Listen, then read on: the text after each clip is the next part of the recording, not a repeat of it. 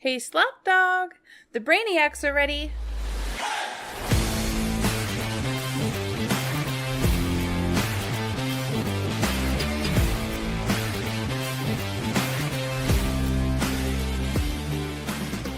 Welcome into LeatherBrainz. Your host, Slapdawg here, and do we have a special episode for all you dirty old brainiacs out there? I've got Scotty Del Rey with me, as well as Alan Casanova Castro. For everybody who is watching us live, you will notice we are dressed to the nines for this episode because today we will be having an award ceremony. The LeatherBrainz Awards ceremony. Not only that, we will be discussing the Super Bowl preview and a couple discussions that need to be had regarding some news in the NFL, and I am dressed in an American flag outfit because I have to sing the national anthem here today for all you ladies and gentlemen. You get to sing the national anthem. You are privileged enough to get to sing it. Thank you. Thank you. I'm so sorry. I need to work on my verbiage. You got to explain why, too. Why? Yeah, so I lost. I'm a loser. I lost our kickoff karaoke. It was a season-long bet that Scotty, Allen, and myself had to determine. It was 4 games each week. We were picking the over-under, and I took last place. I was 1 game away. It came down to Scotty and I. It was actually very, very entertaining for those that kept up all season long. But the loser gets to sing the national anthem, and I have that honor here today. So I'll be singing for all you ladies and gentlemen out there, and I would like to apologize for my vocal cords ahead of time. Before I sing the national anthem, though, I have to give a shout-out to our sponsor, Erica's Healthy Pet. Ladies and gentlemen, we've been telling you all season long to go check out ericashealthypet.com to get the treats that your loved furry dog and or feline may need, whether it be cheesy bites, turkey jerky, beef liver chews, puppy balm, and so much more. If you go to ericashealthypet.com and you use code LB20, you're going to get 20% off of your entire order. It is really a great deal. And Erica's Healthy Pet, they keep the lights on here at LeatherBrainz. So if you want a way to support the show, that LB20, 20% off. All right, gentlemen, do we want to talk about NFL news or you want me to sing? We can get into the news, and then you can kick off the episode. We can get into the Super Bowl talk and then our awards show. Okay. We'll give you time to think about it. I appreciate that. Really, the only news that is headlining at the moment is Miles Garrett has requested to be traded from the Browns. Not surprised by this whatsoever. Miles Garrett had actually released a statement basically saying he's loved his time with the Browns. It's made him who he is today, but he is the ultimate competitor. And Miles Garrett realizes that he will never have that opportunity with the Browns, so he wants out, which I think is fair. I think his price tag, as far as what the Browns would want in return for him, would be quite astronomical. But I'm kind of the belief that a team would pay for that because Miles Garrett, in my opinion, is the best defensive lineman in the NFL right now, and I firmly do believe that. Could you imagine if he went to the Bengals? That Bengals would be or nice. Bills. I'm seeing a lot of run. Bengals or Bills. A lot of people are. What team would you prefer hammering. him on? I kind of want him on the Bengals if I had to choose between those two teams. I want him out of the AFC if I get a choice, but I think of those two teams where he would instantly. I think the impact where it would be great. The Bengals have a lot. I honestly think the Bills, and I know Bengals is nice because you think pair them up with Hendrickson, but they have a lot of roster questions in general across the board that they're going to work through. So I don't know. In my mind, I think it's the Bills because if you give the Bills just even another one, because it'll help protect that secondary as they rework it, and I think that's where. I mean, honestly, if you put them on that team this year, we're probably predicting the score for them in the Super Bowl. So I would say the Bills. Hear me out. Cardinals. Who says no? Who says no? Who says no? Who says no? Who says no? If he wants to be middle of the division, if that's where he's shooting for, that's honestly a really good team to go to, I would say. I couldn't agree more. Maybe even go over 500. I mean, I don't want to get too crazy or anything. How often do these guys actually get to go to a contender like that? They all say that, and I guess in my mind, it's hard for me to pick or see guys that actually went because he's still in his prime. Yes, clause. Miles Garrett. Yeah, we would say he's still in his prime. You're getting him. He's 29. So I mean, look, I wouldn't want to cross Miles Garrett on the wrong side of the street. Don't get me wrong. No, but he's also 29, right? And we know that obviously every NFL player has a shelf life, and he still looks like he is in his prime. But how many more years of that do you get? 3? 2? 3? I should have done more research. I wonder what deal he's on right now. You sign him to a 4-year deal, you're going to be happy the whole 4 years, I think. His middle name is Lorenz, by the way. Just wanted to throw That's a that good out middle there. name. That's a solid middle name for a good strong man. I don't know. I just don't know if that's what the Bills or Bengals would prioritize. I think the Bengals would be great. I just don't know if they can prioritize figuring him out on top of everybody else. I think they're trying to figure out their future a little bit more. But we do like him leaving the Browns. Is that fair to say? Yeah, I think it's smart. I mean, he wants to win. Who can fault him? I don't think Browns fans are too upset. I guess just kind of getting the pulse of the Twitterverse and of those Browns fans. I think they kind of understand where they're at right now, and they're like, well, shit, that makes sense. So it's not unheard of for defensive players to leap like this, but yeah, it is what it is. All right, before we talk about Super Bowl 59, I am going to rip the Band-Aid off, and I'm going to sing. I'm going to take my hat off because that's respectful. All right, gentlemen, if you could please stay silent throughout this entire proceeding. And here we go. Oh, say, can you see by the dawn's early light what so proudly we hailed at the twilight's last gleaming, whose broad stripes and bright stars through the perilous fight o'er the ramparts we watched were so gallantly streaming, and the rockets' red, I can't get this high glare, the bombs bursting in air gave proof through the night that our flag was still there. Oh, say, does that star-spangled banner yet wave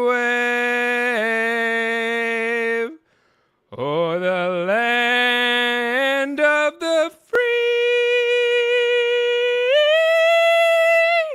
and the home of the braves?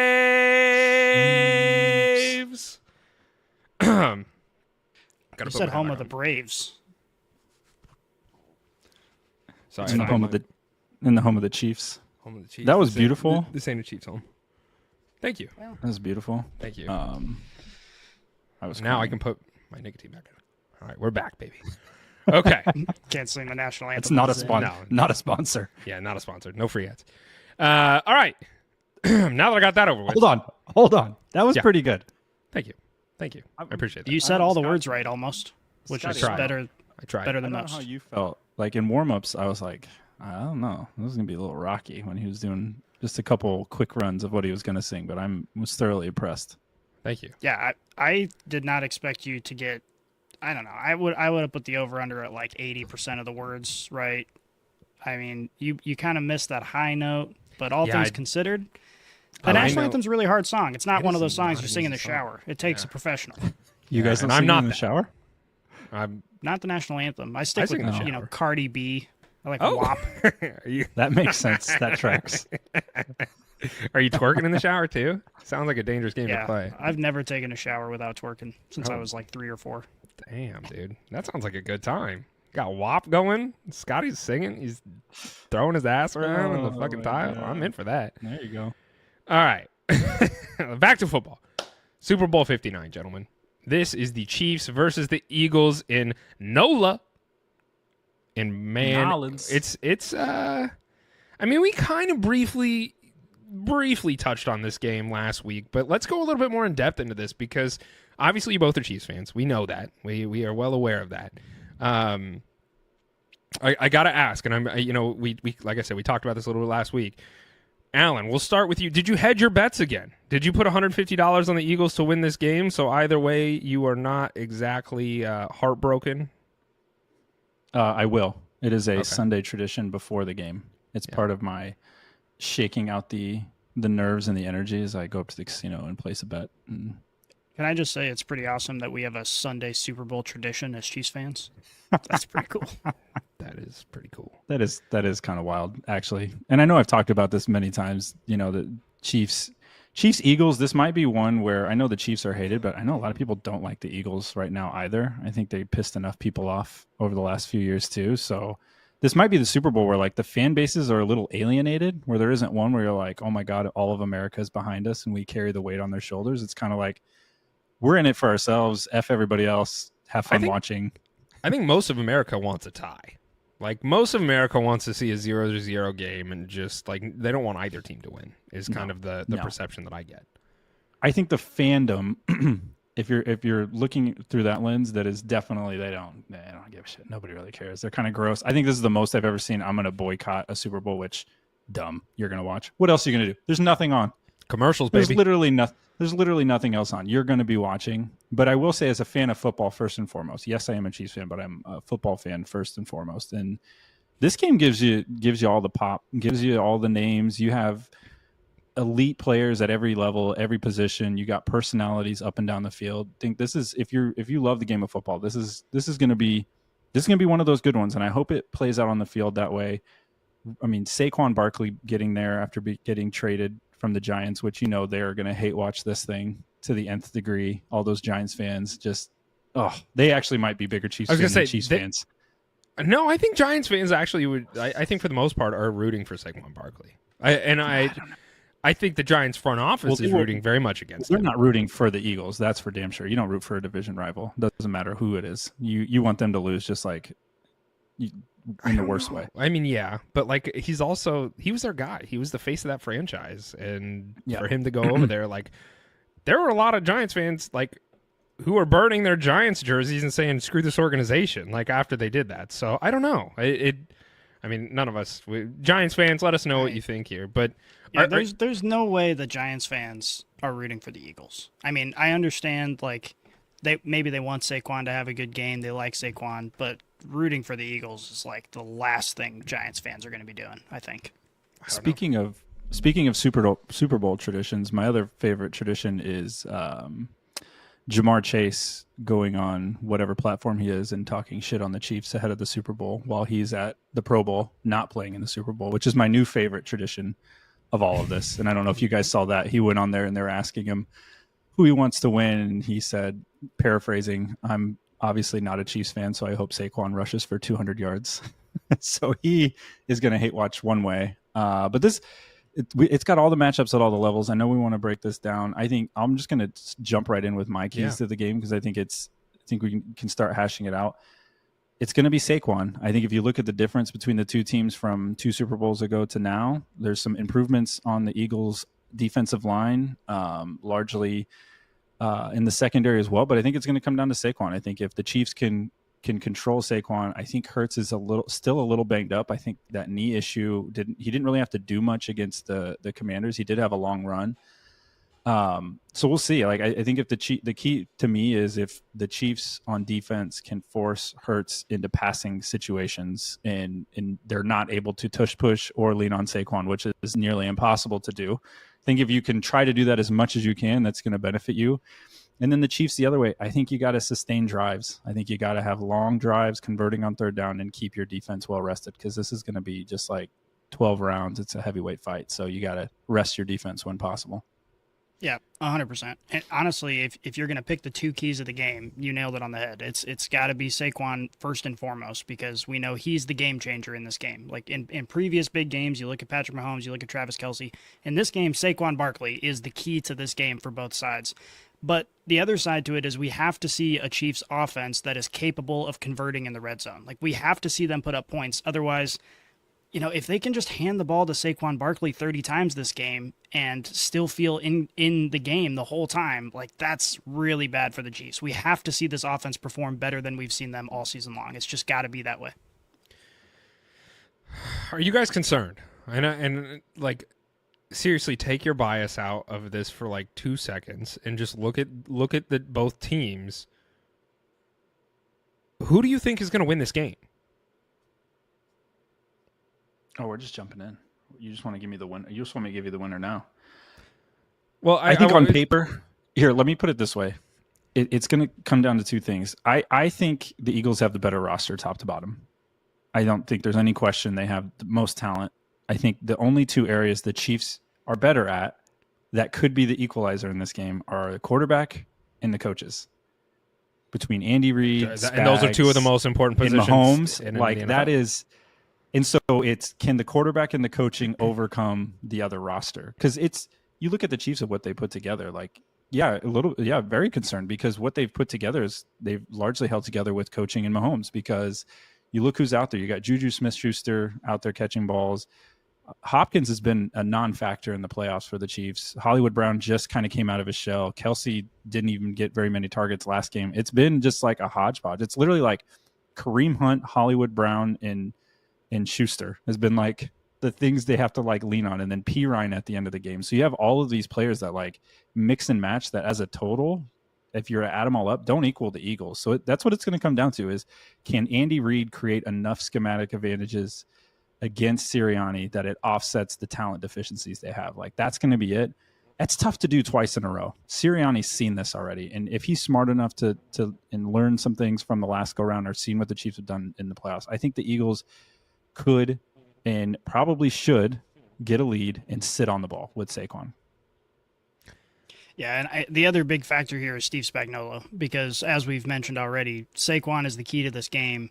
If there's one coordinator on planet Earth who can find a way to limit Saquon Barkley, it's Steve Spagnuolo. So he's got to show up. I mean, this game plan has to be solid in order to limit the best weapon on the Eagles, and we have to force Jalen Hurts to throw the ball. And, throughout the season, we just haven't really seen them have a ton of success with that. I mean, there's been bright spots here and there, but for the most part, without Saquon Barkley, I think we're all in agreement this Eagles team would have had a really hard time getting to this stage, and they have to try and neutralize him to the best of their ability. Alan, I'm curious as to your thoughts if you had to put your analyst hat on. What is the magic number in terms of yardage for Saquon Barkley that gets the Chiefs the win? Because I'm thinking if we can keep Saquon Barkley to 90 yards, we can keep him under 100, the Chiefs win this game. But I don't know if there's any more give and take, any more leeway than that because, you could very easily see Saquon going for 150. I mean, or even more. Like, you could see that happen. So what's the magic number? For me, it was 110. As I was kind of looking at this, I think 110, he's going to get his carries early and often. He's going to bust some big ones. It's when he gets that 110. I think if he's grinding it out he's getting majority of those yards in the third and fourth quarter, that's going to be a problem. Like maybe they shut him down in the first and second, but he's getting those now in third or fourth. Versus if you flip it, let's say he goes nuts in the first two quarters and the defense settles down and now he's not getting those in the third or fourth. I think that tells a very different tale. But I think 110 is like, if you can keep him under that, because I think he's going to get 100. I think they just use him way too much. They get him the ball in so many different ways, and he's just a freak of nature. Like, we'll get into it in our awards, but like just some of the plays he made this year is just unreal. He's unequivocally, I feel like I can say, and I'm obviously a Chiefs fan, but I think he is the best football player in this game going into Super Bowl. He is number one.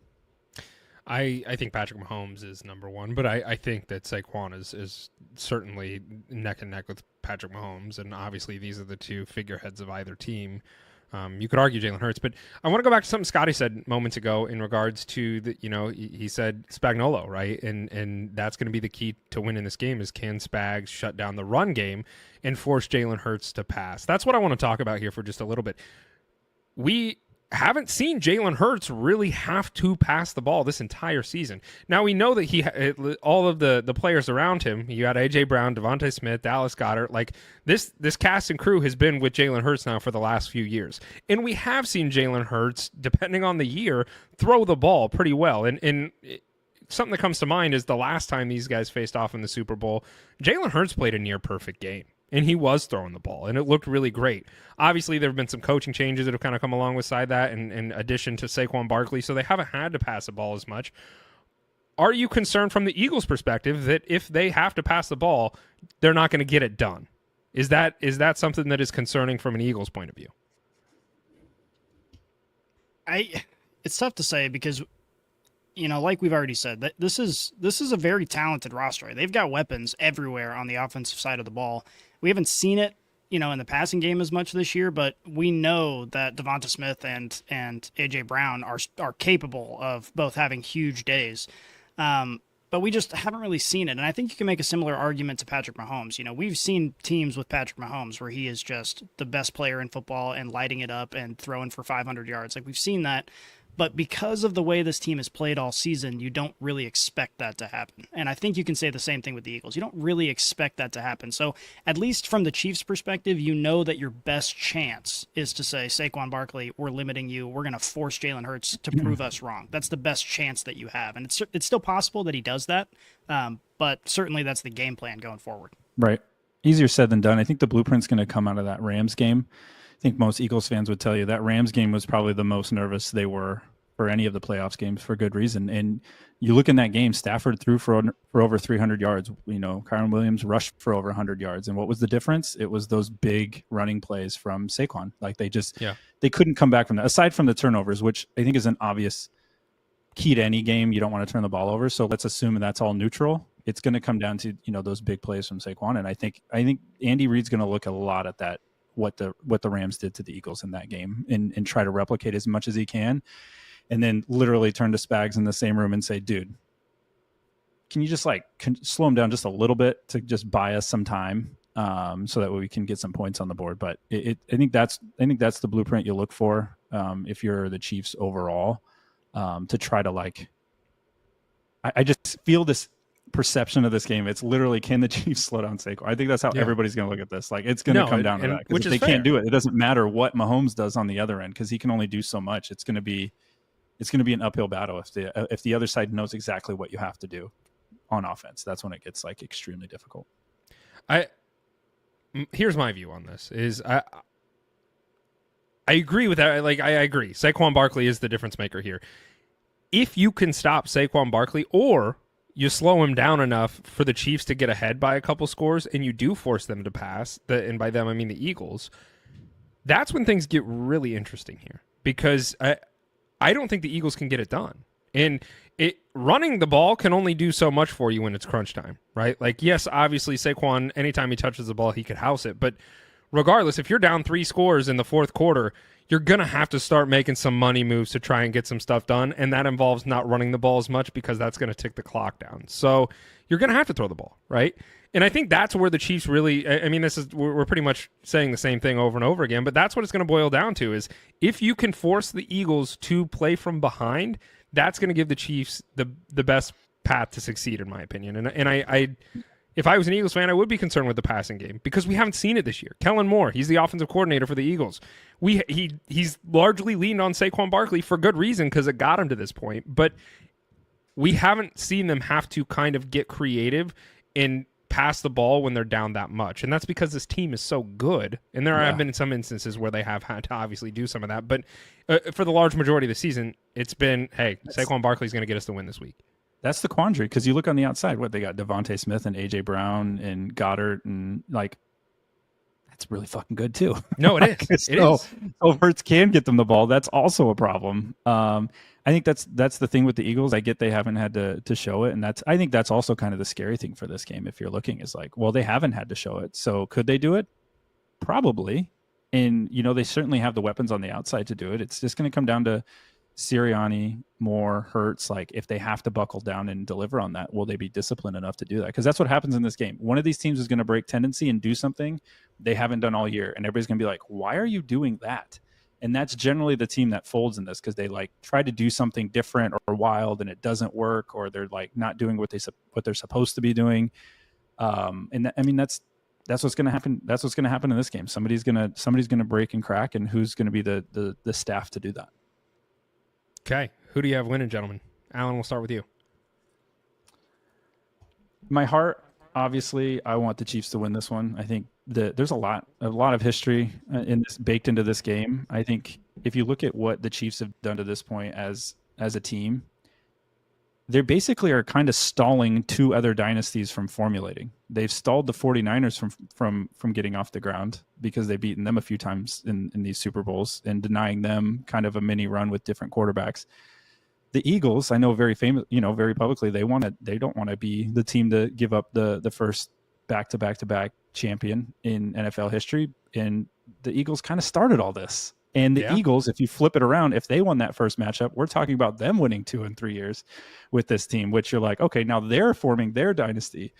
So there's a lot of storylines here. I think, as you know, my heart, obviously, I want to see history. I want to see my team win it. Back-to-back-to-back would be amazing. The Chiefs have already gone farther than any other back-to-back team has in NFL history. And so it's hard to hang your head at anything that happens from here on out. Obviously, you want it, but it's, you know, we have already witnessing history.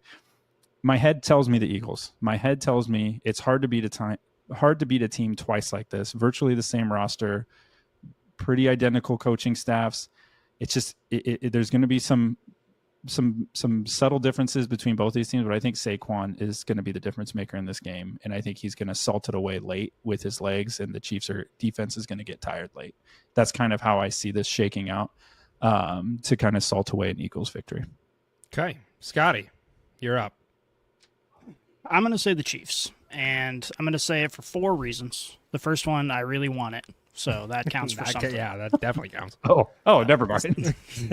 The second one is the quarterback, better quarterback. Third one is the better head coach, and the fourth one is postseason trial and error.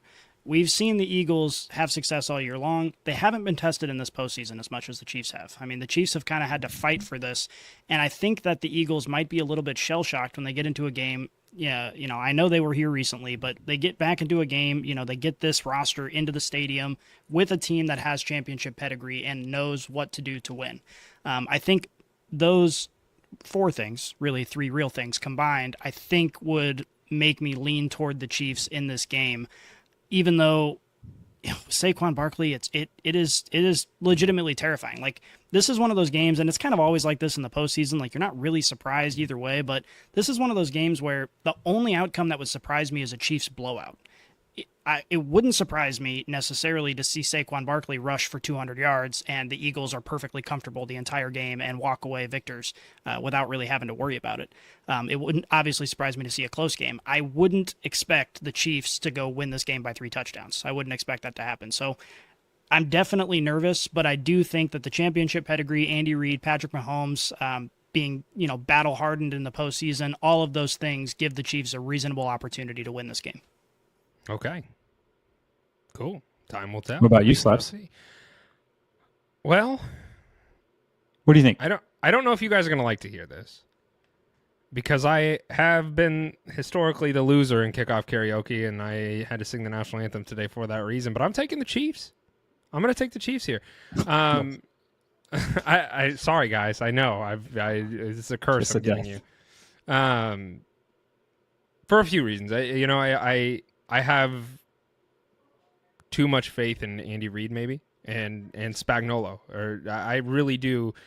I think that the Chiefs are going to really kind of, as you mentioned earlier, I think they're going to hone into that Rams tape, and they're going to look at the Rams and say, okay, they almost did this. What do we need to do to shut this down? What do we need to do to stop this? What do we need to do to compete? And I do think that the coaching staff is going to be the determining factor here. I think Spags is going to find a way to slow down Saquon enough for you guys to get ahead, right? The only thing that I'm concerned with is you're playing with a hodgepodge group of wide receiver. Really, your entire offense, aside from Patrick Mahomes, is just a pieced together group of free agents and old people who should probably be retired. And you found a way to hobble your way into the Super Bowl. And I don't want to say hobble as if you guys, like, the Chiefs didn't work hard to get here, because they did. But it's just a random medley of just Samaje Perine and Hopkins and Juju. And it's like, Juju was off roster at one point, and they brought him back, and it's like, all right, who can we have to throw the ball to this game? And, like, who can run the ball for us? And let's get Kareem Hunt back in here after a few years. Like, the whole thing is really incredibly... The media, and I said this a few weeks ago on the show, the media really hasn't talked about, like, all the hurdles that the Chiefs had to go through to get to this point. Like, you didn't have Rashee Rice, you didn't have Hollywood for most of the year. Like, you're working with a group of second-rate athletes, and here we are at the Super Bowl. Here you guys are. Like, it's incredible. So that's my biggest concern is the Chiefs' offense, right? And, you know, Patrick Mahomes is looking like he's kind of he's working on his dad bod a little bit. But regardless, Patrick Mahomes is a great quarterback. I do have faith in him and Andy Reid to get creative. We've seen them get creative over and over again throughout the years, and I think that a little bit of creativity is probably going to come into play here, and they're going to have to utilize some interesting plays to move the ball down the field at critical times. But I have faith that the Chiefs are going to get this done. Now, I'm going to say this. I think the Chiefs are going to win this game. And then I will officially flip the switch to officially become a Chiefs hater. I know you guys have said I'm a Chiefs hater. I'm not. This is it. This is it. And then for the rest of our history on this podcast, I will not like the Chiefs. I will hate them, but I'm rooting for their success. I want to see them get the 3P. I want to see it because and like you said, Alan, I know that we're witnessing history regardless. Put the icing on put the cherry on top. Put the icing on the cake for me. I want to see this whole thing come to the end. I want to see the Chiefs get the victory. I think it would be great to watch it, and then I can officially despise the Chiefs. I think that's a fair assessment, and I appreciate your honesty. And I wouldn't expect anything less from you. You're a stand-up guy. I appreciate that. That hat is amazing.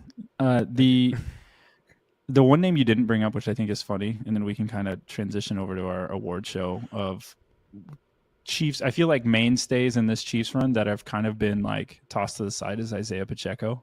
I think even Chiefs fans would largely say we'd rather see Kareem Hunt in there. And I don't know if it's due to Isaiah not being fully healthy, or, him, because he's kind of ran like this the whole time where he just kind of runs into a wall and kind of scatters around, and it's pretty fun. But I think Kareem Hunt, he's on a mission, man. He's getting a second chance at life with this Chiefs organization. I think, he obviously wants to make the most of it. And I think it's funny, like you mentioned, Kareem Hunt was sitting on the couch. You had Samaje Perine cut from a team. You had Juju cut from a team. And then, you fast forward to this point and you're like, well, those are going to be keys to the game now. Congratulations, Chiefs. Have fun against the Eagles.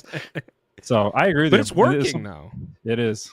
And shout out Andy Reid, man, for all of this is going to turn into, is it Tom Brady or Bill Belichick discussion really quick with Mahomes and Reid? Because it's going to be like, well, is it Reid? Reid's been to Super Bowls without Mahomes. Can Mahomes go to one without Reid whenever that, sadly will happen sooner rather than later? And I think it's super interesting. But I think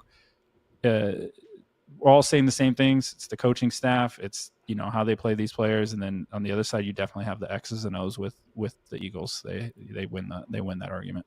Yeah. All right. Let's, before we get to the award ceremony, let's talk about the halftime show just briefly. So what act would you like to have seen? Kendrick Lamar, he's the halftime performer this year. I don't really know if I love that, but do you guys have anybody that you would have rather seen in place of Kendrick Lamar in this halftime show? I have one teed up if you'd like me to start. If somebody else wants to go before me, have at it. I have one. Kick it off, though. I want to hear yours. Okay. I would love to have seen Taylor Swift.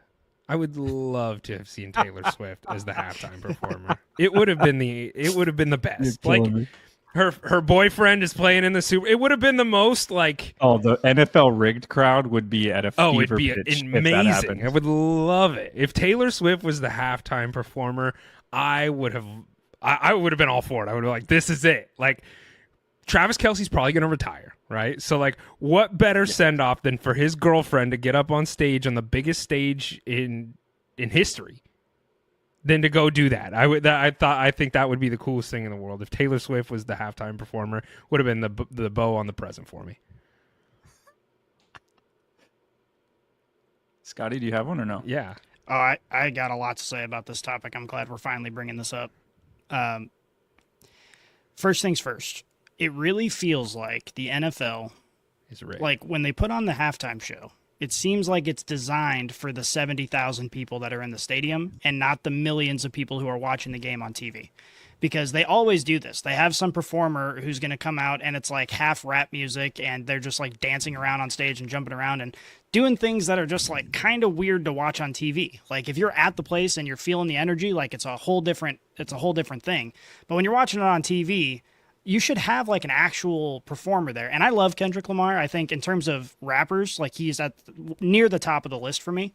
But I would much rather see like a Carrie Underwood or like a Kelly Clarkson or John Legend or like people who are actually talented singers and do a real performance, because that's what's enjoyable to watch on TV. I don't want to watch all these flashing lights and people swinging around on ropes and stuff, because it's like, okay, I'm just watching a circus act on the screen. It's ridiculous. But if you actually get to watch someone perform live, like still one of the most legendary football-related performances. Katy is Perry Whitney with the Houston Sharks. singing the national anthem, even Chris Stapleton singing the national anthem. Like, those are the kind of performances that are good to watch on TV. Those are the kind of performances that get shared around on social media afterwards.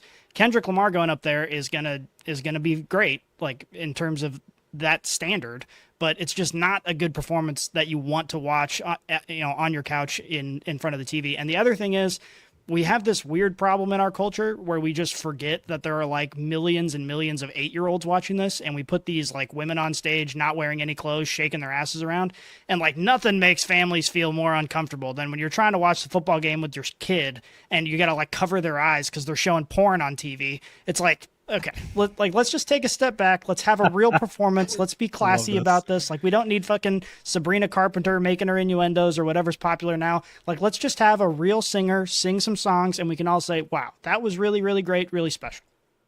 No, Scotty, I'm going to tell you right now, if the Katy Perry with the Sharks, still one of the best Super Bowls for me. That was awesome. Or was it Lady Gaga that was riding the giant cat tiger thing? Yeah. Or was that also Lady Gaga? Or also my Katy Perry? favorite halftime show, which will probably date me because I also loved him as an artist, was when Prince did halftime show and he was singing in the rain. This is like 2008, 2007 ish, singing in the rain, doing his halftime show, and he was a performer. That is like right in line with what you're saying, Scotty. Is like he put on a show where you're like, I'm gonna listen to him. I know these songs. This is great. Like, it's, that's what I think it should be.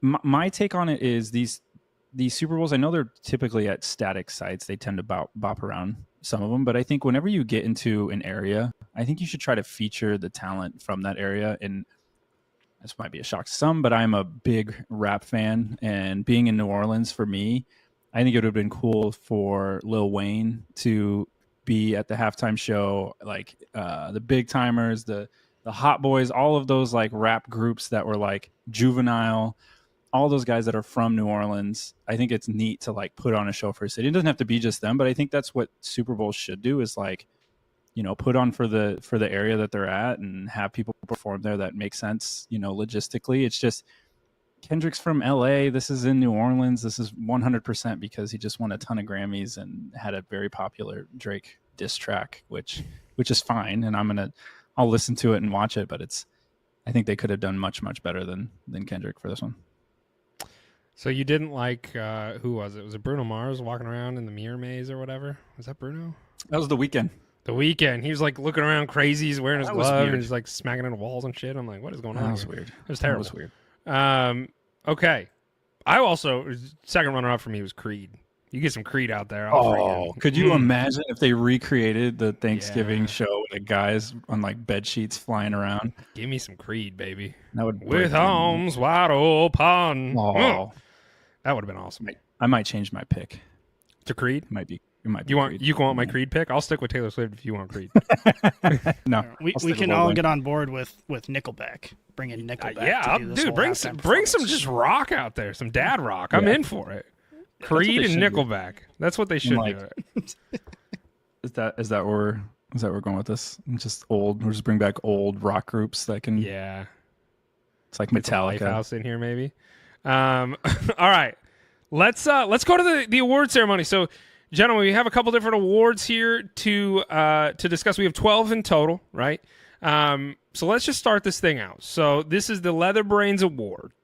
Okay, these are all LeatherBrainz Awards, and we will start with the best NFL feuds. So the three contenders are Jerry Jones versus the Sun, the Falcons versus Kirk Cousins, and the Bengals versus actually playing defense. The winner of this is, if by no guess or no stretch of the imagination for anybody, is Jerry Jones versus the Sun is the best NFL feud for the 2024-2025 season. Legendary. This, to me, is still one of the funniest things that has come out of this year, was CeeDee Lamb getting blinded by the sun in his own stadium, couldn't see the ball, and Jerry Jones went on to a huge tangent about the sun and we know where the sun is, et cetera, et cetera. Maybe you should have built your stadium a little bit differently, Jerry. Put some sunshades up. He threw like a temper tantrum when someone asked him about it. He's like, "What do you want me to do? You want me just to tear down the stadium and build a new one?"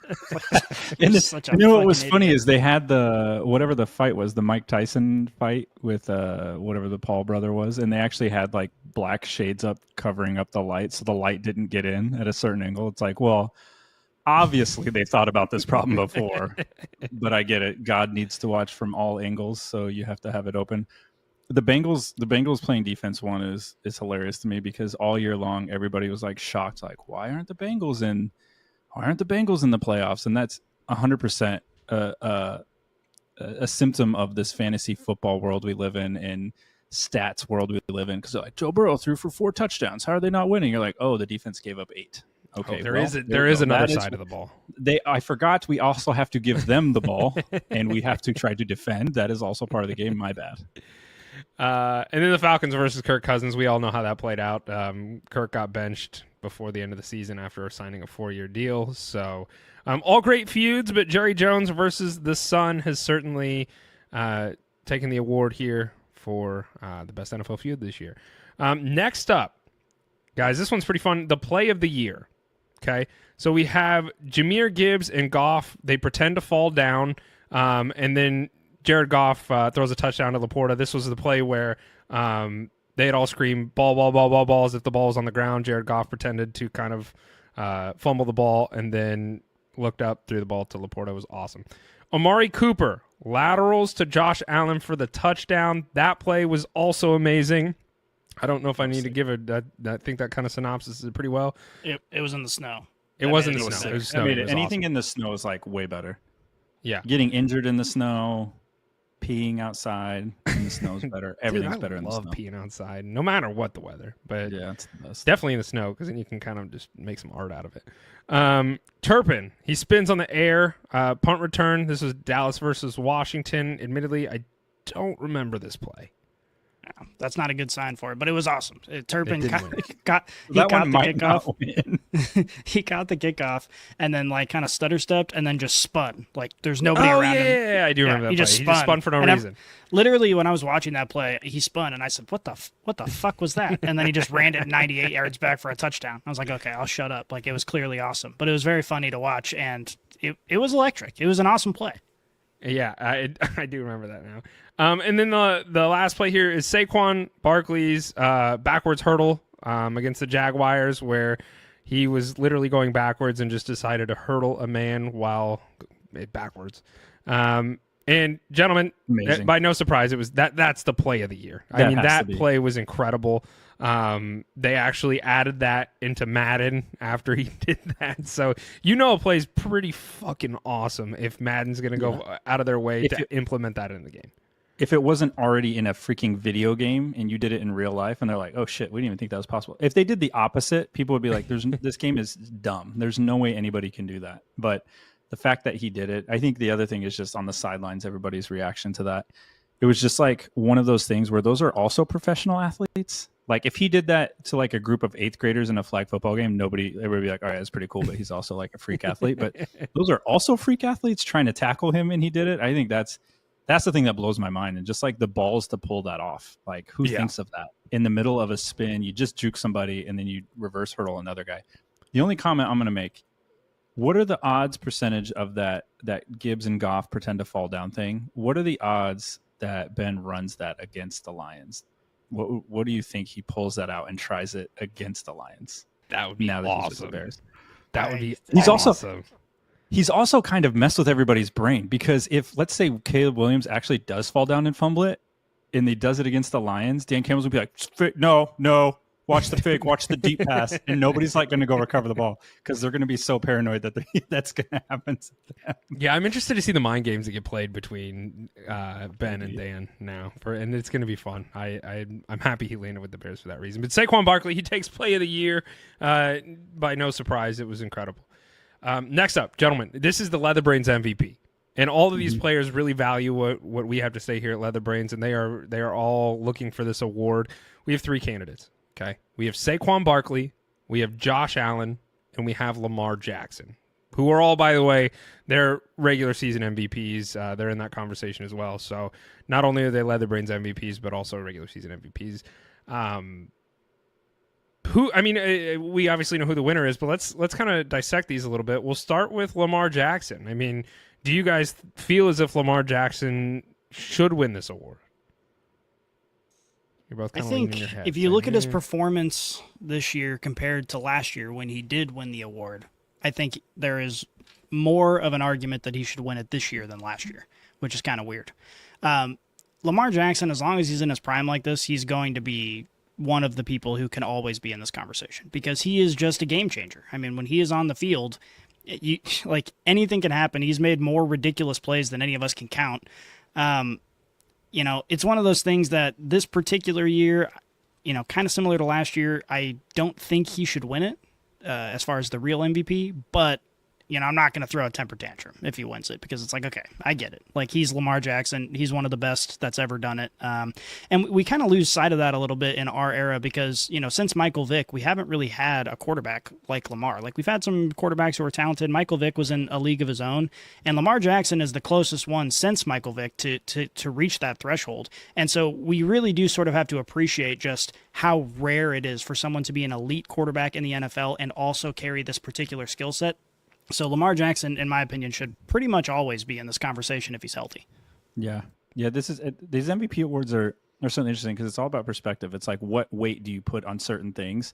And if you get on X or Twitter right now, you're going to find just like a gaggle of Bills and Ravens fans just throwing stats at each other's faces as why their guys should be higher. Bills fans will throw some stats in the win-loss, and then the Ravens will throw all the statistics that Lamar had put up this year.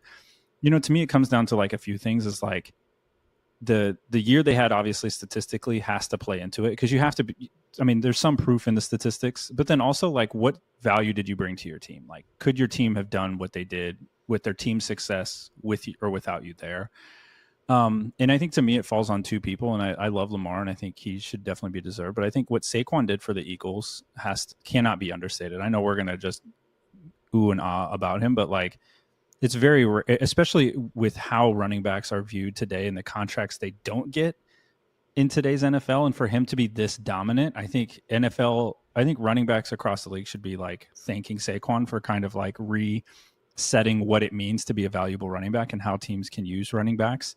And then the other is Josh Allen. You look at what he did with his team, with the lack of weapons they had. They tried to bring in Amari Cooper, and he kind of went on a milk carton. And then, he's made Khalil Shakir, like a go-to target and those tight ends, and the running game's helping him, and he's doing it with his legs. And so I think to me it comes down to those two. Just in my eyes, just of like those teams wouldn't be where they are without those guys. Like they definitely did most of the work. So who in the gets your project. vote?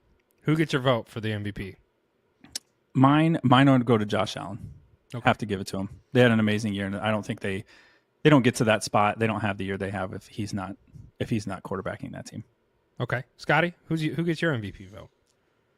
I also will say Josh Allen. I will say one thing about Saquon. We didn't really talk about it during his play of the year conversation, but I think that's the play of the decade. That's a play that kids like growing up are going to like be looking up YouTube highlights when they're getting excited about going to play their youth football games, and they're going to see that play, and that's going to leave people speechless for like generations. Yeah. It's one of those plays. And then to carry that conversation over into this, what Saquon did not just for the Eagles, but for the entire game of football, he has transformed the way all of us are viewing the position that he plays.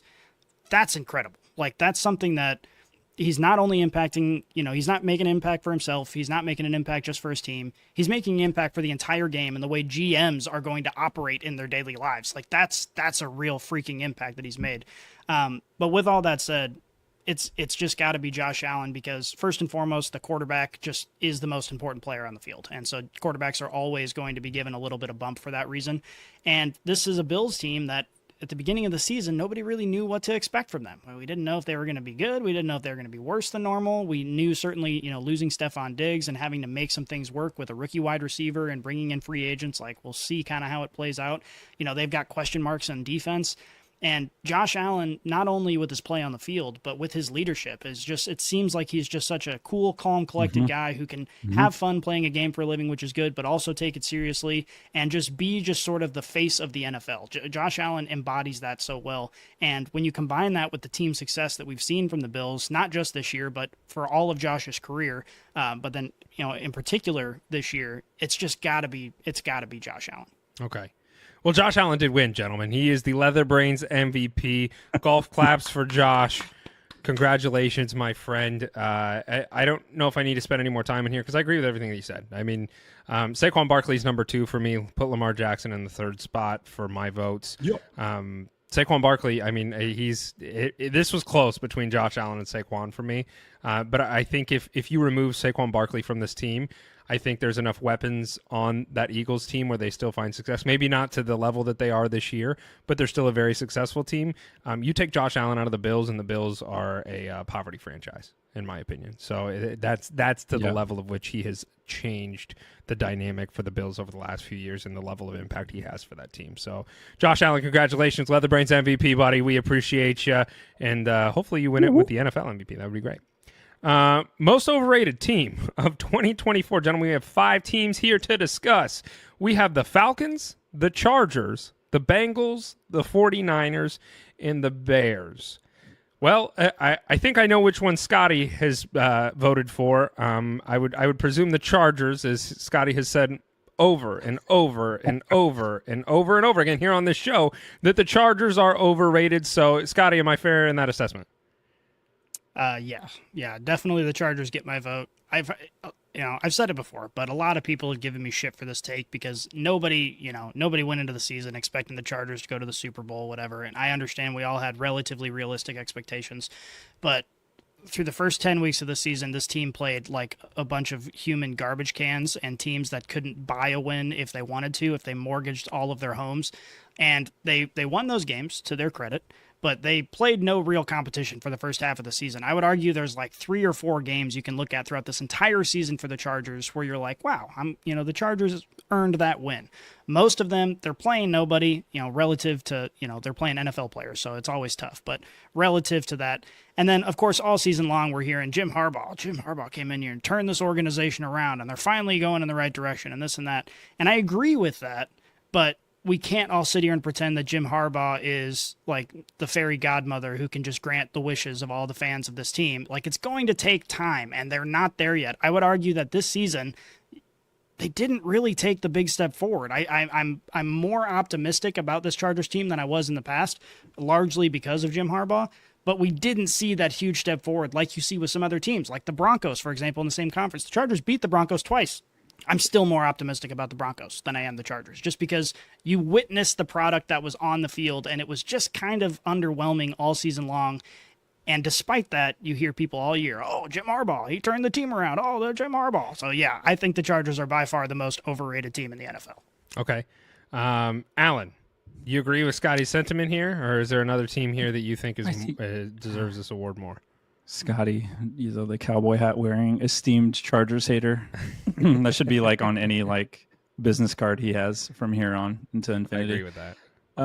The Bengals deserve a lot of mention here for overrated. If you look at the beginning of the season, you had Jamar Chase and that team basically saying we're the team to beat in the AFC. We're the team to beat in the AFC. And then, this is a team award. This isn't just Joe Burrow puts up a lot of statistics and that's what makes them good. This isn't fantasy football. This is actual football, and you need to have all 3 phases to be good.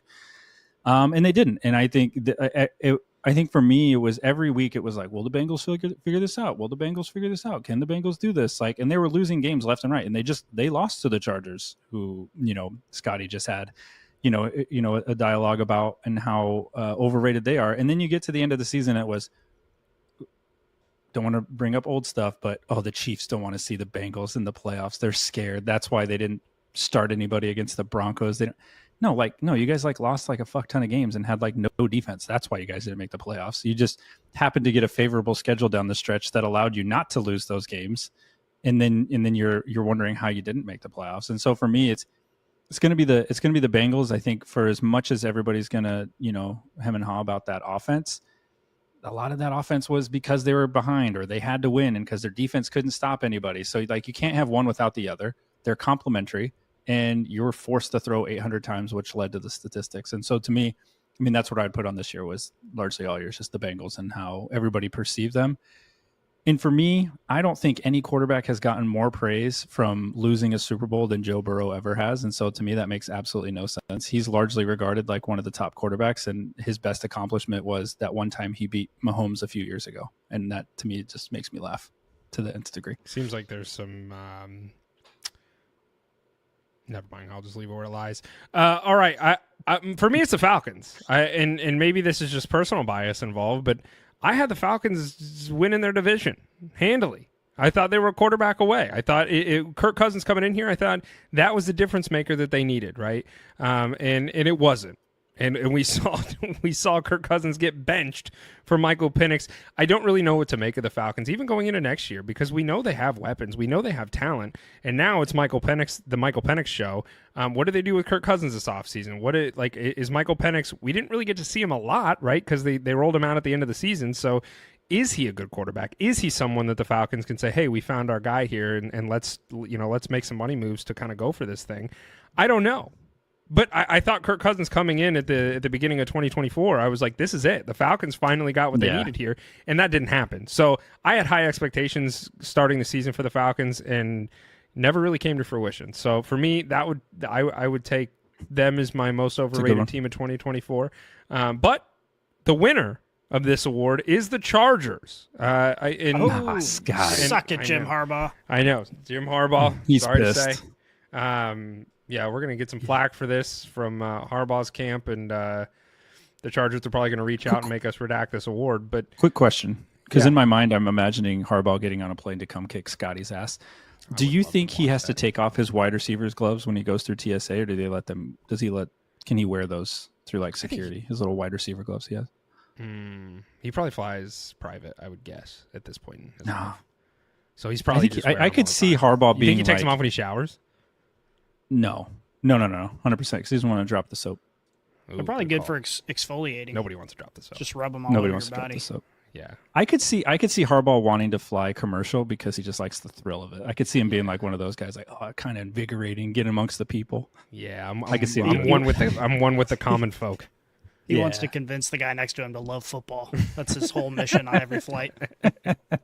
Honestly, if you sat next to Jim Harbaugh on a flight and he wanted to talk ball the whole time, that'd be awesome. Like I wouldn't say no to that. Obviously, camera and microphone, we're going to sit here and talk as much shit as we can. But if you put me in front of Jim Harbaugh, I'm like, dude, talk to me. He has so many stories from Kaepernick to Michigan, to being, John Harbaugh's obviously, the Harbaugh family in general, like all those stories. That dude has to have just so many good war stories. I would just kind of hope that's a long flight just to get to enjoy it.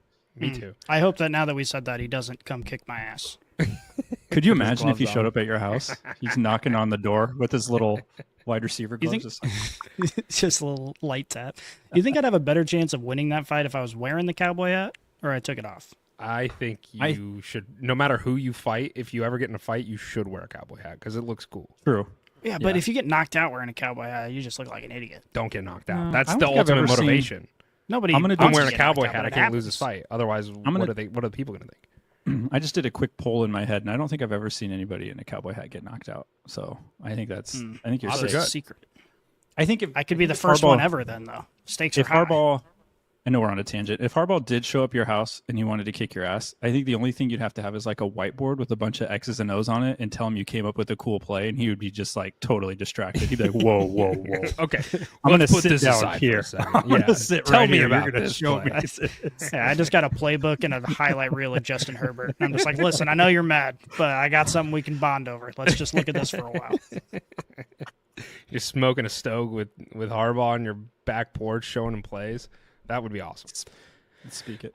LeatherBrainz Coach of the Year. By no surprise, Harbaugh's not on this list, but we do have 5 coaches here for this for nominees for this award. We have Sir Daniel Campbell, we have Nick Sirianni, Andy Reid, Big Red, Kevin O'Connell, and Dan Quinn.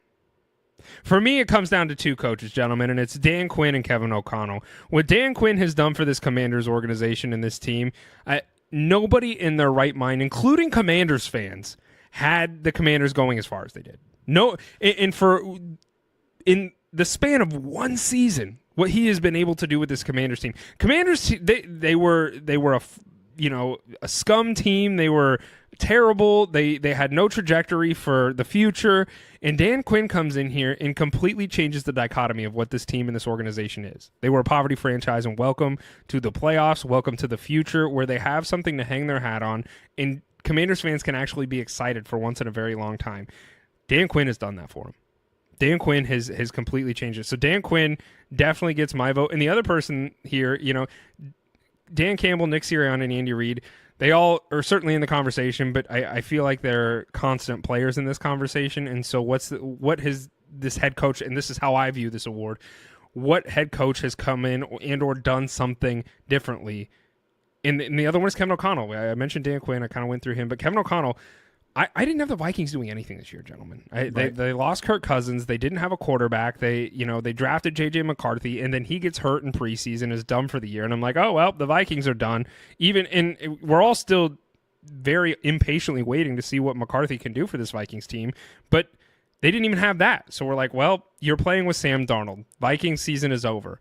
And for Kevin O'Connell to do what he has done with that Vikings team and take them as far as they did, I mean, to start the playoffs, like, we had the Vikings as a very highly touted team that was going to make a deep playoff run and or maybe even potentially go to the Super Bowl with Sam Darnold, right? So Kevin O'Connell, he gets the award for me just because of what he did with Sam Darnold. To me, I find that to be amazingly impressive.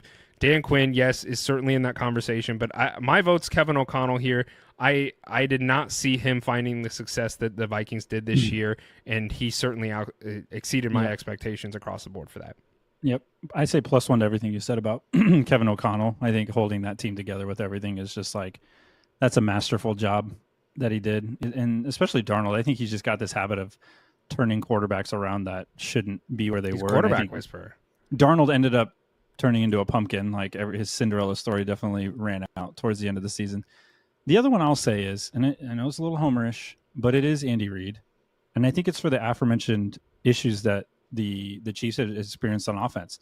Not only the playmakers going out, not only not having Hollywood Brown the entire season, not losing Rashee Rice at the beginning of the season, losing Isaiah Pacheco, having to bring in Kareem Hunt, having to bring in Juju, having to bring in DeAndre Hopkins. And, oh, by the way, they had some serious issues at left tackle. They had to sort that out in real time and move an all-pro guard in Tooney out to tackle and asking him to play a position that he doesn't ever play. And to be in this spot and to get that team to basically 15-1 the last game, they didn't need to play anybody. But, like, you lose one game all year, and that's at Buffalo. And, yes, they had some luck. They had some turnover luck in there. But, the coaching job that he had to do to keep that team together, because it could have went the other way, and I don't think anybody would have faulted the Chiefs if half their team was dead and they're like, they don't have any left tackle, they don't have anybody to throw the ball. That we would hear all the excuses on TV. But to still keep this team focused and competitive, I think Andy Reid deserves a definite shout out on this, even though I agree with you. It's more of what new coach has done the cool thing or revived a team that it turns into. Okay. Yeah. And I agree with everything. Andy Reid is just kind of the victim of his own success. The same as Patrick Mahomes. I mean, we didn't even talk about Patrick Mahomes being in the MVP conversation, even though he's another one that should be in the conversation basically every year, because where would this Chiefs team be, especially right now, without Patrick Mahomes? And it's like, yeah, the defense is great. They're riding the defense, but Chiefs fans, I speak from experience, have faith in this team every week, largely because of Andy Reid and Patrick Mahomes. Both of these gentlemen deserve to be in this conversation all the time. But for me, it's got to be Kevin O'Connell for all the reasons that you said. I mean, this is a guy, we watched Kirk Cousins try to go to a new team. Look how he got benched. The homeboy got benched on a 4-year deal. That's insane. Yikes. And then, we all know Sam Darnold, he's had some bad luck throughout his career, hasn't had a ton of opportunities, just given the rosters that he's had to play with. But coming to this Vikings team, I said at the beginning of the year, I think whoever the rookie quarterback that goes to the Vikings is going to be the best, and that's because of Kevin O'Connell. We've seen him just produce over and over and over again, and we saw it throughout the majority of this year. And even though, yes, it did kind of fizzle out toward the end of the season, this kind of went better than anyone expected. And they were able to just kind of take this experiment to its limits and squeeze all the juice that they could out of the situation. And I think that is largely due to Kevin O'Connell. And even though, you could say good things about all these coaches, someone like Dan Quinn is interesting because we're like, he also got Jaden Daniels, who might be like one of the best rookies ever. And so it's like, I don't know who to give the credit to there. With Kevin O'Connell, it's very clear. You give the credit to Kevin O'Connell, and I think he wins this for me hands down. Well, I will say he did win this award, gentlemen. So Kevin O'Connell, congratulations, LeatherBrainz Coach of the Year. You certainly deserve it for everything that we just discussed. And let's move to this next one. This is a really fun award. We have the best Jerry Jones quotes of 2024. So we have 3 different quotes here. We're each going to take turns reading them. I will kick things off here. This is a quote straight from Jerry Jones. I'm going to try and read it in my best Jerry Jones voice. I'm saying the world knows where the sun is. We get to know that almost a year in advance. So someone asked me about the sun. What about the sun? Where's the moon? We're fine. My favorite part about that quote is he says, we get to know where the sun is almost a year in advance. Jerry, I don't know if you realize this. We know where the sun's going to be for the next 10,000 years. No. See, that's where you're wrong. We get a readout at the beginning of each year that the sun tells us where it'll be, and then we're like, all right, cool, got it. And so, I get it. It's hard to pivot. I mean, if that was the case, it's more fault to Jerry Jones because he's not reading the report. That's true. Pretty important. Yeah. Like, if there's a report, you should read it. Yeah, honestly, also, where is the moon? I honestly don't know where the moon is right now. So that's actually a great question. I don't know if anybody really knows. You ever heard of a thing called space? Yeah, it's up there. I don't know. Like right now, I don't know where it is. That's actually kind of terrifying because I can't keep track of it. But yeah, I mean, shout out. Jerry Jones knows, man. Yeah. All right, who's got this next quote? I'll take this one. All right. All right. Straight from the mouth of our fearless leader, Jerry Jones. He said, I still got pictures of Zeke running up and down the dressing room before the game with us. He didn't have his pads on. Let's put it like that. Which leaves a lot to the imagination, and I appreciate that from Jerry Jones. He saw Zeke naked. No, not only did he see it naked, he's got pictures of it. Yeah, he just admits that he's got these pictures saved on his. What kind of? You think he has a phone? He's got a flip phone. I was just wondering what phone he has. Got a flip phone with like a 0.5 megapixel. It's all grainy, but he's like, "This is his penis. Check this out, boys." Let me zoom in. Let me zoom in on that penis. All right, let me do the last one. I've done it all, so I had an inordinate amount of confidence that if anybody can figure out how to get this shit done, I can figure out how to get it done. I've been there every which way from Sunday, and I've had busting my ass a bunch. And there's nobody living that's out cutting and shooting that can't give you a bunch of times they busted their ass. So hell no. There's nobody that could fucking come in here and do all the contracts and any GM any better than I can. Damn it, Bobby. That's insane. It's like if you put Joe Biden in a Clint Eastwood movie. Oh my God. Follow suit. All these are quotes from Jerry Jones this year.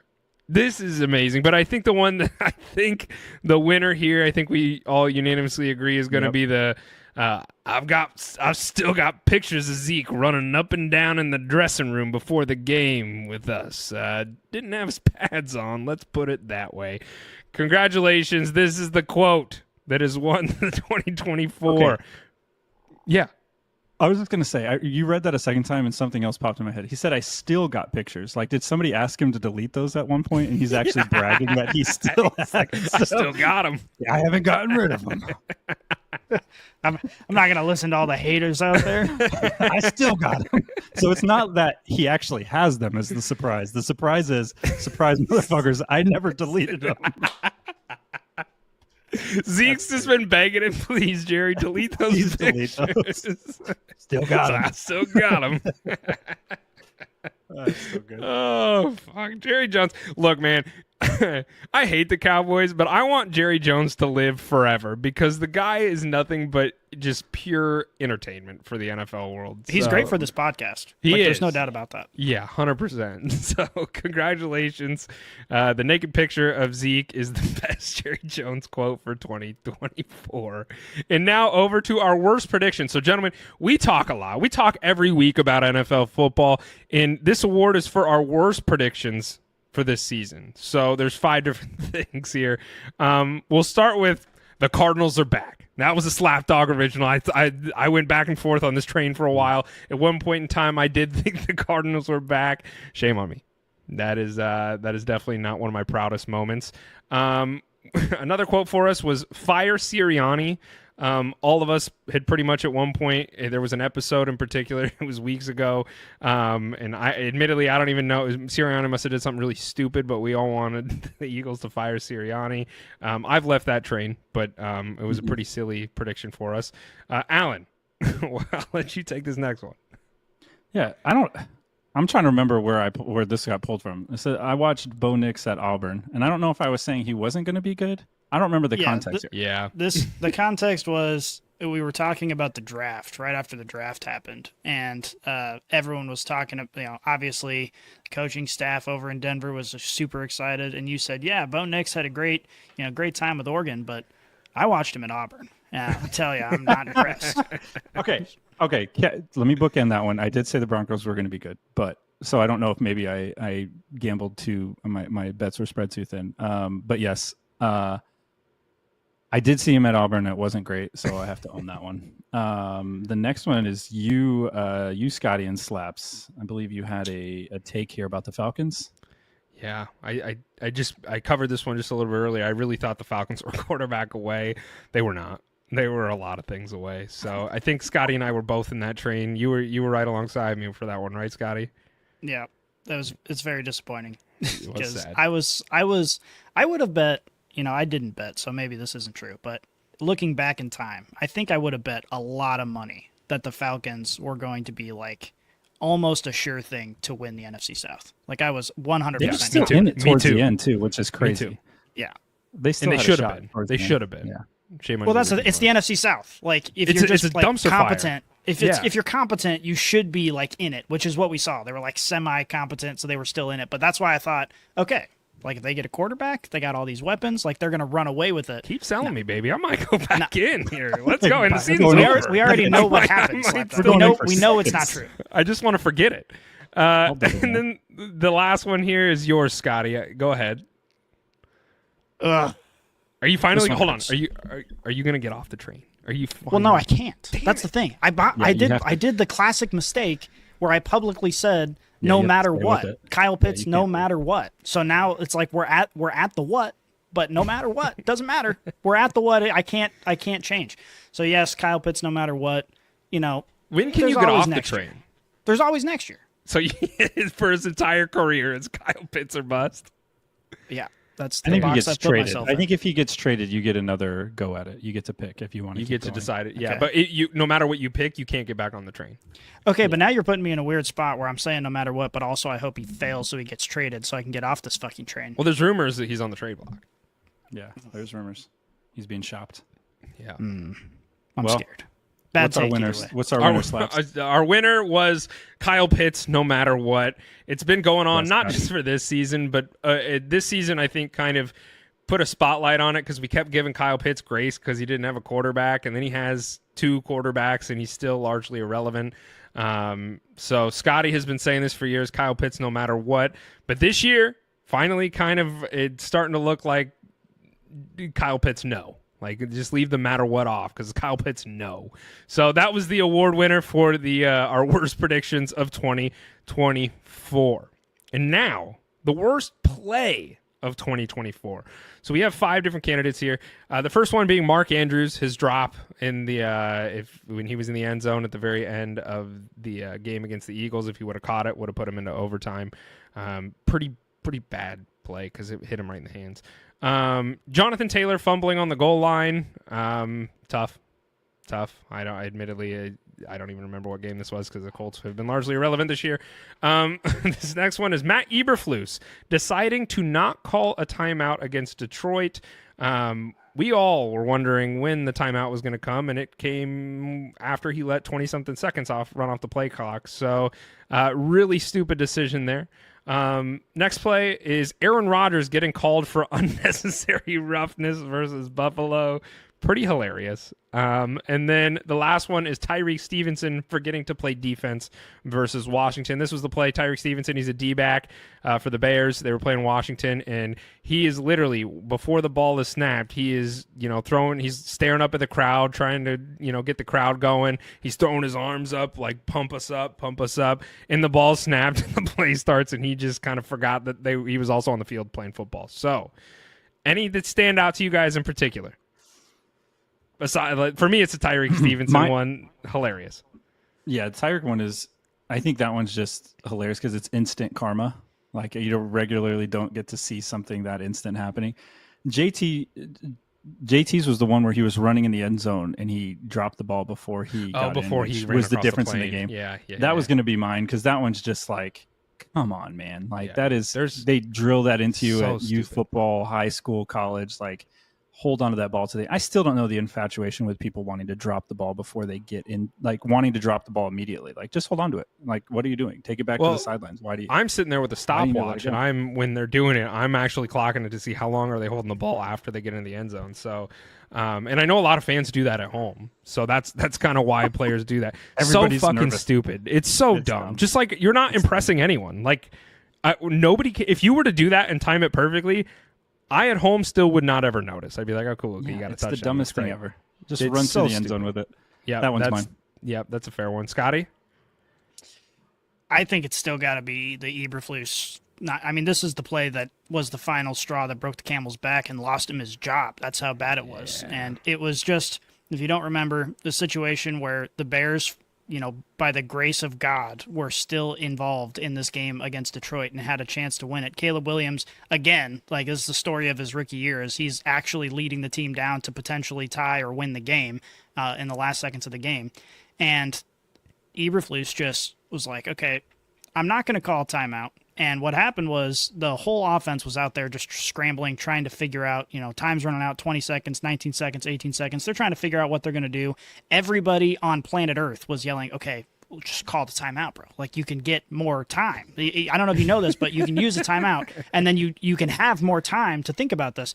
But he didn't, and the clock ran, and eventually they snapped the ball, and Caleb Williams just hucked it down the field for an incompletion, and then there were zeros on the clock. And that's just how the game ended, even though they were very much in the game and they still had a timeout.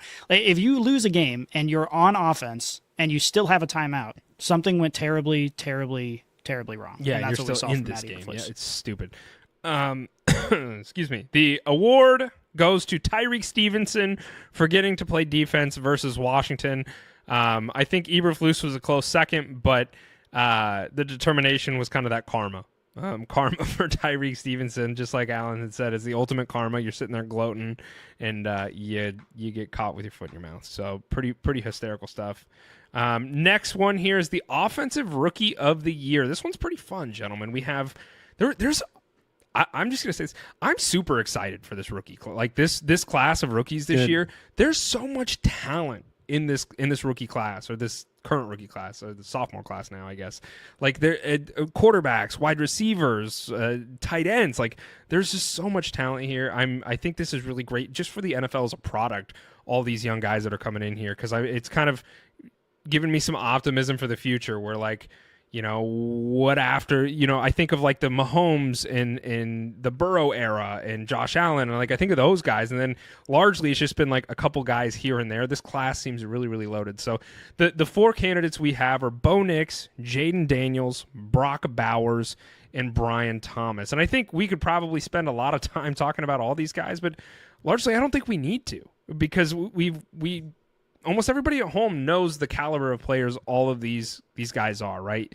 So I'm just going to share the award for this one. It's Brock Bowers. I'll share why I gave my vote for Brock Bowers, and then I kind of want to hear yours. Is, Bo Nix, Jaden Daniels, and Brian Thomas have all looked great, but I think the differentiating factor for me is the surrounding cast around them. And, Jaden Daniels and Bo Nix, they are the pinnacle for their teams, right? They are the guys. They're the quarterbacks. And so, Yeah, they're great. And Brian Thomas, he's got a competent, I don't want to say great quarterback, because I don't think that's the case. And Trevor Lawrence has been largely out. But the one that stands out to me is Brock Bowers, because he did it with he broke a bunch of tight end records this year on a really bad team. And so maybe that lends some credence to why he got the stats he did. But he came in and immediately proved, I think, myself, who's not a Raiders fan, when they drafted Brock Bowers, I was like, what are you doing? You have so many holes you need to fill. You just drafted a tight end last year with your second-round pick. Like, what are you doing here?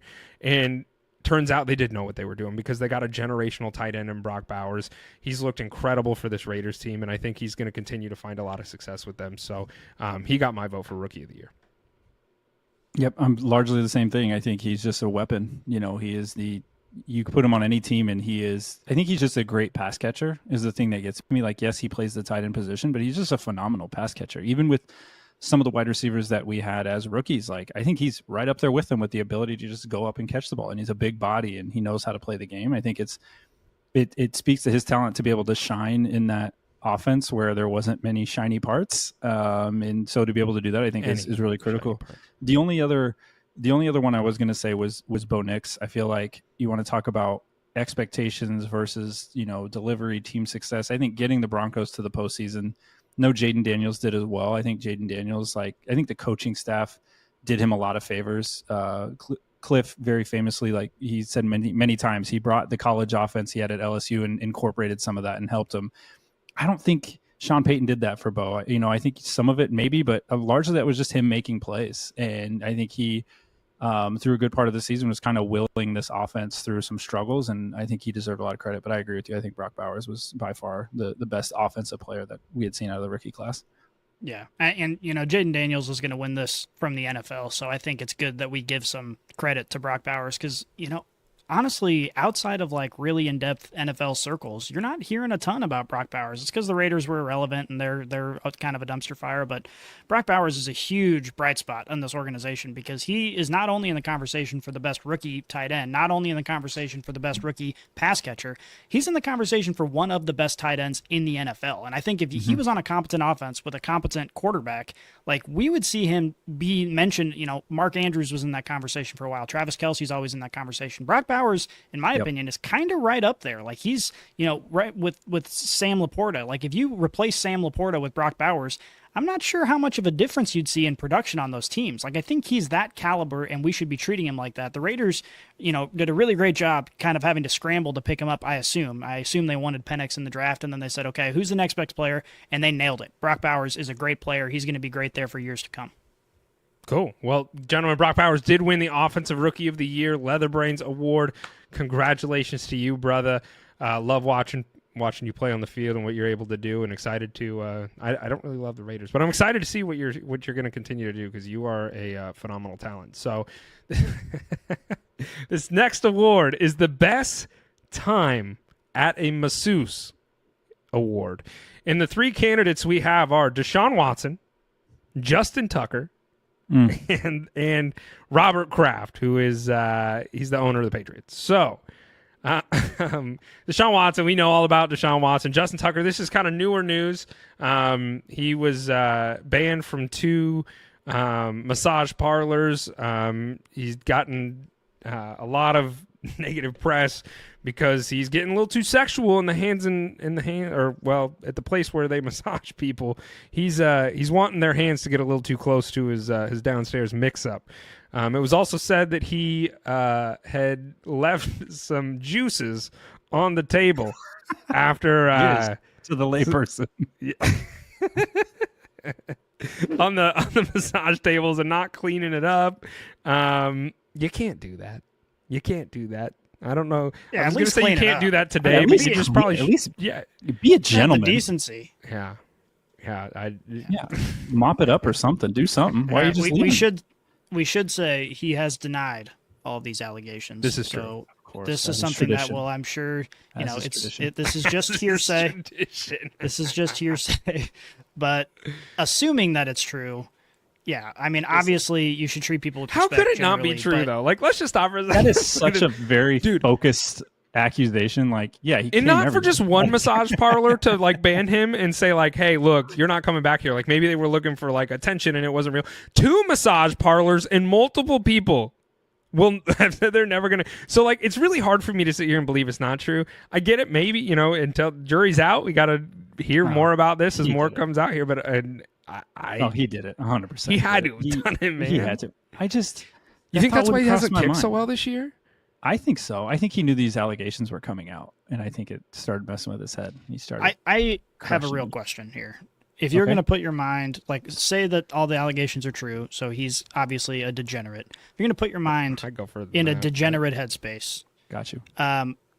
Like, when did this happen? I guess, when did he supposedly do all this? Like, was it years ago, or was it recently? 2015 on. Okay, so you know that since the Deshaun Watson stuff came out, like, you had to stop doing it then, right? And that was like 2019, and the rumor 2012 through 2016.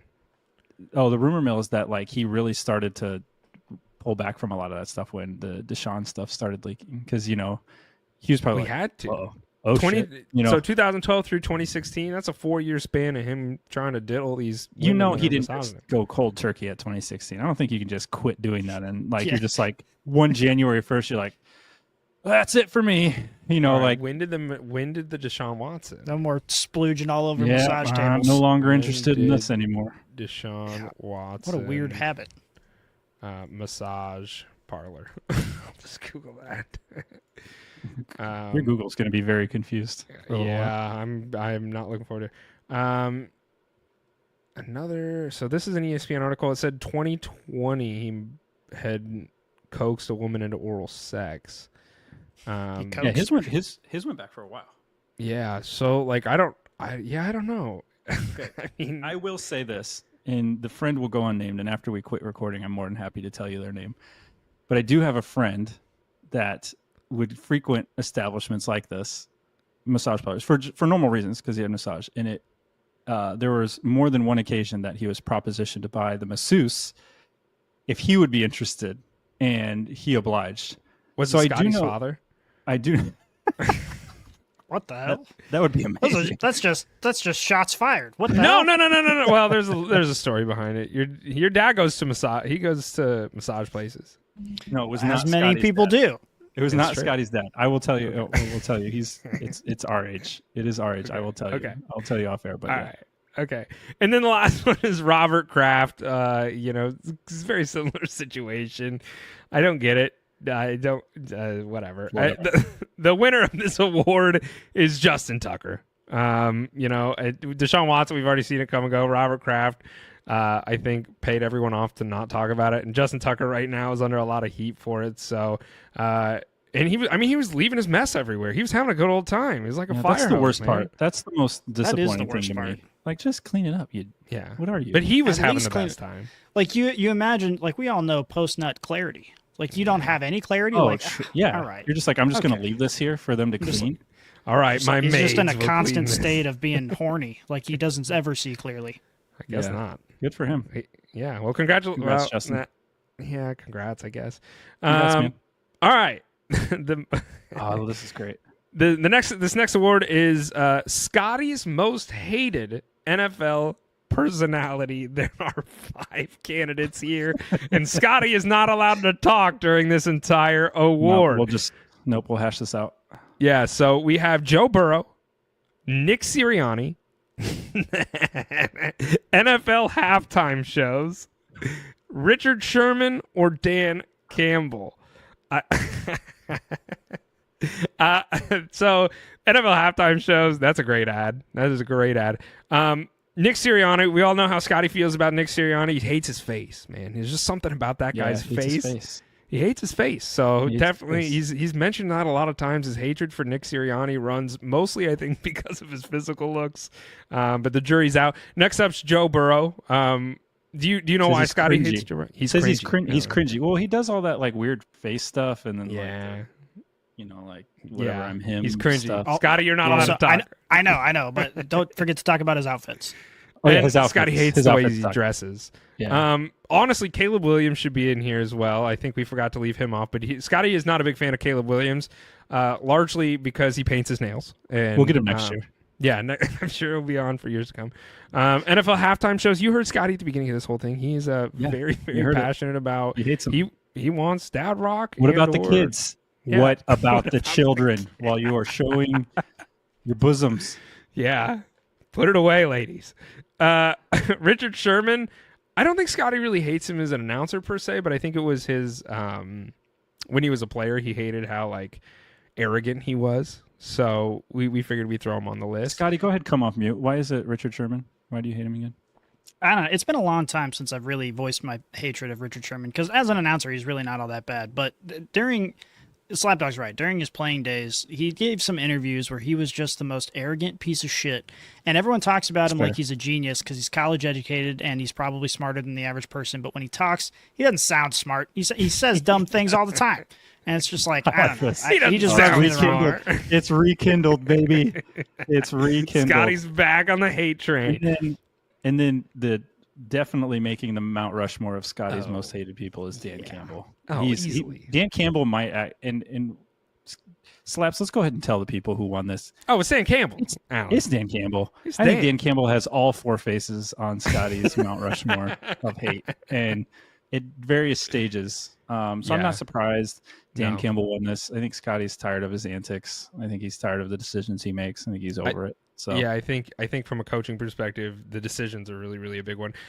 Something you forgot to mention is, and on one of those four Mount Rushmore heads of Dan Campbell, one is going to have a tear coming down his eye because he doesn't like how emotional he gets. He actually quite despises that about Dan Campbell. He thinks that it shows weakness and it's not a good trait for a coach to have. So Dan Campbell did win this award, and for good reason. I think that, like you said, Alan, that's Scotty's, I think, arch nemesis. What I would really love to do is have them both in the same room together, maybe like on this show. Yeah, I think our goal for next season is to have make Dan Campbell aware at some degree how much Scotty hates him. Like that's probably going to be my push. It's to like at some level there's some awareness where he's like, why does this guy hate me so much? What did I do to this guy? I don't even know him. He's wearing a cowboy hat on this show. He's got a beautiful mustache and he hates me. Seems like the opposite of what he should be doing. Yeah. If Dan Campbell grew a mustache, that might change things. Listen, I know you guys say I hate Dan Campbell, and it's understandable. I've talked a lot of shit about Dan Campbell, all rightly deserved, in my opinion. However, he's a big, strong guy. He chews Copenhagen, which I appreciate that about a man. So he's not all bad. And, at the end of this episode, he's an award-winning head coach, which is pretty cool. Oh, I love it. I love it. Hate's going to live on. Oh, we certainly will. And the last award here, gentlemen, is this player, which of these players, I guess I should say, is most in need of success in 2025? We have Joe Burrow, Dak Prescott, Josh Allen, and Lamar Jackson. It's certainly a case for all these guys, right? I mean, like they've all gotten close to the dance. They've all shown that they are very respected and deserved players that need to find success. But which one of these is most important? Which one of these players is someone who desperately needs to find success in this upcoming season? Yeah, I think each of these guys need to have success in different through a different lens. I think they all are kind of fighting for different things. To me, I'm looking at like how the team is constructed and the clock that's ticking. And for me, it's Lamar Jackson as far as like legacy and success. I think he really needs. I think he needs to get to a Super Bowl. I don't know how much longer this roster is going to be together. Derrick Henry is obviously like a big reason why. I think he's got to figure out a way to get it done because this last 2 years, you could say he was probably on like the best offenses that he could have, and the defense would do just enough. But it's just in those big games, he turns it over. He puts himself in the hole, and then he tries to dig out of it, and he can almost do it, but he just can't quite get over the hump. And against these teams, you can't do that. And I think Lamar Jackson is probably going to win the MVP again this year for the NFL. He's going to be a 3-time winner, and to have never appeared in a Super Bowl is going to be – that's tough to swallow. I think he really needs for, like, legacy and, like, how fans will view him moving on. I think he has to finally get some on-field team success to match the individual award. Yeah, this is an interesting one for me because I think if you removed one of the names from this list, I think it would be a lot more contentious. I think there's one sort of clear winner. When I look at people like Joe Burrow and Josh Allen, it's like, whether or not they win Super Bowls, obviously that's good for their legacy. It's good for, how high we rank them all time. But there's no doubt that they're good quarterbacks. I mean, we've seen it time and time and time again. We know that these guys are top-tier NFL talent. You can say the same thing for Lamar Jackson, and, not to spoil it, but my take is Dak Prescott is the one that needs to prove he even belongs in any sort of this conversation. Like, Dak Prescott has had some success. He's had a lot of failures. He's one of these, all these guys have struggled in the postseason, obviously, to get over the hump. Dak Prescott, barely made it to the hump, over and over and over and over again. And he's played on offenses that have dominated the NFL throughout the regular season and then just completely fallen apart. And one could argue that even when they're dominating the NFL, I mean, is it really Dak Prescott that's doing it? Is he playing the most pivotal role? So to me, when I'm looking at these four names, Dak Prescott is the clear and obvious outlier as the guy who's he has to prove success, not to be one of the greats, but to prove that he belongs as a franchise quarterback at all. Which I agree with you. And it's Dak Prescott. He did win this award, but there are two things I want to touch on. First, let's go back to Lamar Jackson. I don't think he'll ever do it. Lamar Jackson will never win a Super Bowl. I firmly do believe. I think Lamar Jackson's a good quarterback, but if I had to put all the eggs into a basket, if Lamar Jackson does or does not win a Super Bowl in his career, I'm putting him in he doesn't, because I don't think he's going to get it done. With that being said, Dak Prescott did win this award because he's a little bit older than these guys. You mentioned roster construction, and that's largely a part of it. There's just a lot of question marks with the Cowboys, with Sade as their new head coach, and Dak, and Dak hasn't. I don't think Dak's that great of a quarterback. I don't think he's a bad quarterback. I think he's certainly. I would put him in the upper half of the ranked quarterbacks, but I don't think he's super elite. I don't think he's terrible, but I think that if he doesn't find success this year, I think his career is going to be on a downward trajectory moving forward, because Cowboys are going to have to figure out some things, and I don't think Dak Prescott is part of those plans. Yeah, he needs to get rid of that. Here we go. They need to stop that. That's just, I don't think that's helping at all. I don't know if that's ever going to get anybody on a snap count. I've never heard. I don't think, have they ever drawn a offsides penalty because of a quick amazed. Here we go? There's no way. Change if that. You're shot at there, you got to come in there, and that's the first thing you change. You say, okay, we're done with this bullshit, because we're already the laughing stock of the league for many reasons. Let's just start chipping away at that. Yeah, change that. Start there and then see where it goes. Okay. I agree. So Dak Prescott is who won this award. And gentlemen, that is the award show, the Super Bowl, the national anthem. We did it all here today, and genuinely enjoyed it. And enjoyed all the Brainiacs out there that are tuning in and listening to us. I genuinely do appreciate your guys' support. If you wanted to show some more support, go over to our YouTube channel, go to your Spotify, Apple Podcast, wherever you're listening to us at. Hit the subscribe button and leave us 5 stars, man. It genuinely does mean the world. And if you're watching this on X or YouTube and you haven't subscribed, really would appreciate the subscription, because we love doing this, and we're going to continue to do this. So, but that's all the time we have here today, gentlemen. Best of luck in the Super Bowl. Go Chiefs! Yep. Last game, and then I'm out. I officially am flipping the switch to fuck the Chiefs. Fuck them all. They're a fucking shitty fair. Team. So last game of the season. Last game of the season, everybody. Last game. Enjoy it. Yeah, it makes me really sad. This is it. So relish in it. Enjoy the halftime show. Get your kids some blindfolds before the show, just in case, so Scotty can sleep easy at night. I love you guys. I appreciate you. We are out.